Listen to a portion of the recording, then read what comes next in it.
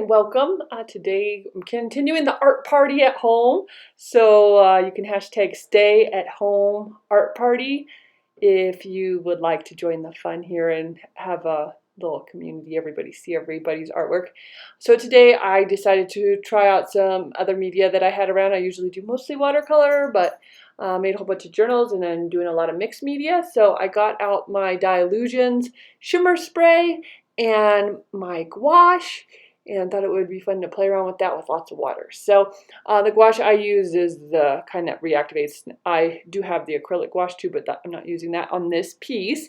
So I will list all my colors in the link below in the details on the video.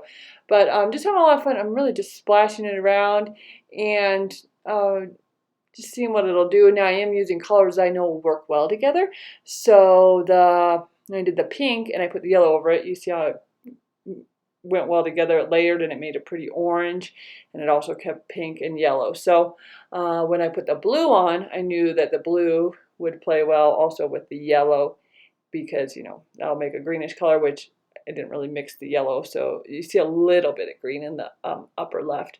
And then over on the pink, it could turn purplish. You see a little bit of that where it splattered in where it was still wet. So I knew those colors would work well together. And then I just coming in with an Inktense pencil in burnt orange and drawing, because it just kind of looked not defined yet. And so I wanted to start creating some focal points, and I am going for like a triangular composition here. So the focal points are in like a triangular shape-ish, nothing really defined, but I'm going in with the white Signo Pen as well, and just adding some more light spaces. And dry in between. Before I do the white pen, I always want to dry it because the white pen will bleed out into the ink and stuff. So I'm doing a little bit of writing here, and it's that stream of consciousness writing again, and I like it to be illegible for the most part.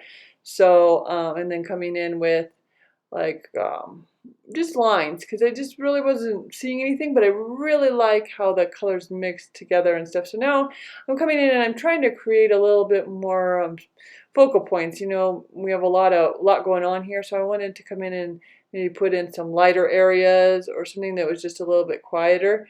So I have a piece of a tea bag and a little piece of grid paper that I'm going to glue down with some matte medium, and then you just seal that down. And I'm just, intuitively, I'm not really thinking about it too much. I'm seeing what looks okay. And this is actually really experimental for me. I have always wanted to do abstracts, but I haven't done a lot of it.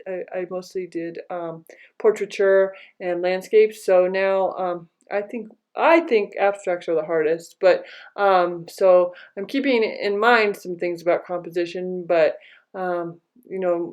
I expect several pieces I do now will, the first ones are going to be, I may kind of like things about them, but that's how you learn. I'll take away what I like and I'll keep putting that in, and then if something failed in my mind, I will not use that anymore. So right now, just creating a little bit more quiet on the page and kicking some of that bright color back, but I really like how that blended, so I will definitely do that again. And I like how flowy it was and all the nice organic shapes, and it gave me a jumping off point. And each thing I do, when I felt a little stuck before I started using the pencil and stuff, so I just grabbed a new media and I just came in and I did a new thing like lines, and then I did collage because I felt stuck. I was looking at it and I didn't know what to do. Sometimes when I get all those colors down, I'll see something in there that I want to bring out, like maybe florals, or I might even see like a face or something. So this time I didn't. So the whole thing stayed totally abstract, which was fun.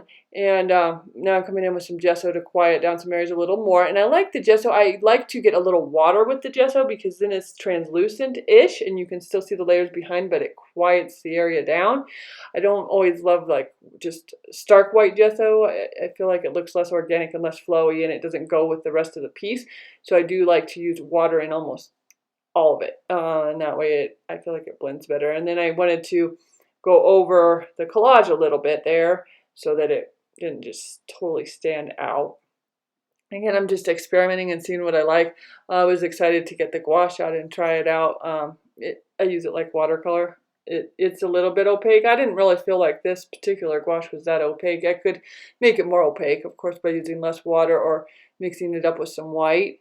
So, I mean, this was just really a lot of fun experimenting and trying different things out. So I had a little paper stash, and I'm not very good at collage, I don't think, and so I wanted to try it, and I'll keep at it, but it's not natural to me, and I feel like I like the organic shapes, and I feel almost like it's too stiff in some ways, so I was experimenting with getting it to blend in with the rest of the piece, so that was a fun challenge, and just adding more white here and there. And I actually did continue with this piece after I stopped, and I really do think I liked where I left it in the video, but I did keep trying a few new things just to see. But I had a lot of fun, and I will do more like this. I think I'll go live and do one like this, I think, too. So if you have any questions or anything you'd like me to demonstrate, let me know in the comments below. And if you're not already subscribed, I'd love if you did so. I will post when I go live too, and you can get a notification and come on and live. It's a lot of fun.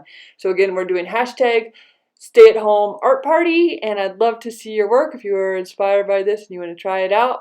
And you can also tag me on Instagram at Christy Dranak. Thank you so much for stopping by, and have a wonderful day.